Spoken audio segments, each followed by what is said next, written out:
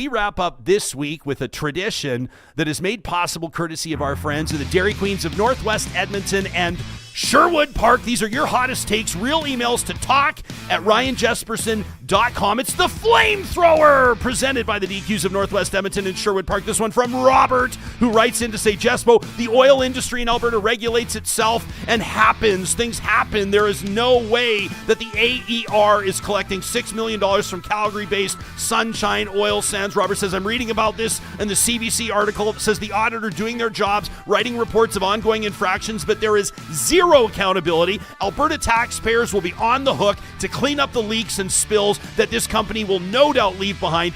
Nothing is changing in the old boys club. Brian Jean, the minister, has washed his hands of this one. Again, zero accountability. That from Rob in Leduc. How about this one from JC in Edmonton, who says this no-fault insurance plan with the province is absolutely insane. Now, JC comes correct here and says, now I did have 2 small at-fault accidents 2 years apart. Now, they forgave the first one, my insurance company did, but they raised my premiums $1,000 a year over the next 6 years. And now he says, I was texting behind the wheel, and they knew. He says they knew, but the message has been received. JC says, I don't text behind the wheel anymore. He says, we've got some innocent blood on the streets right now, but this could lead to UCP carnage next election. That from JC. These insurance changes, we talked about him earlier this week with injury lawyer Mark McCourt. You can check out that episode if you missed it. How about this one from Brandt, who writes in to talk about federal politics? He says, Jespo, how about some real talk about Liberal Minister Randy Boissonnault? The guy's got scandals swirling around him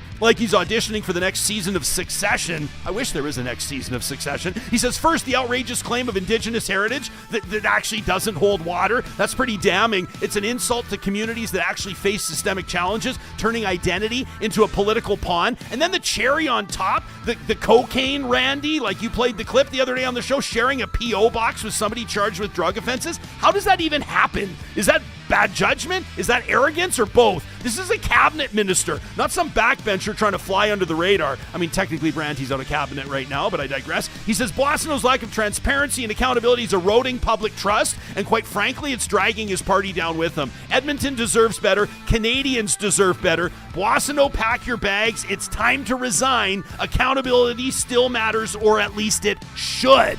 That from Brandt. And what about this one from Brinley, who says, what in the world is going on? I hate to rub it in. This is salt in the wound, everybody. With the Edmonton Oilers. Says this team was supposed to be a contender, a Stanley Cup favorite. We've got McDavid and Draisaitl, literal hockey gods. And somehow they're still finding ways to lose night after night. The defense, non-existent. The goaltending, a disaster. This isn't just a bad start. It's a full-blown meltdown. The Oilers don't look like a team with their heads in the game. Where's the grit? Where's the accountability? Where's the fire? Edmonton fans have been patient for decades, and now with this level of talent, there's no excuse for anything less than domination. The clock's ticking, and if they don't turn it around fast, it's going to be another wasted season. McDavid deserves better, and we deserve better, and it's time to fix it now! That from Brinley. You can fire up your flamethrower anytime to talk@ryanjesperson.com. It is proudly presented by the DQs of Northwest Edmonton and Sherwood Park. When you're there, you make sure you let them know that Real Talk sent you.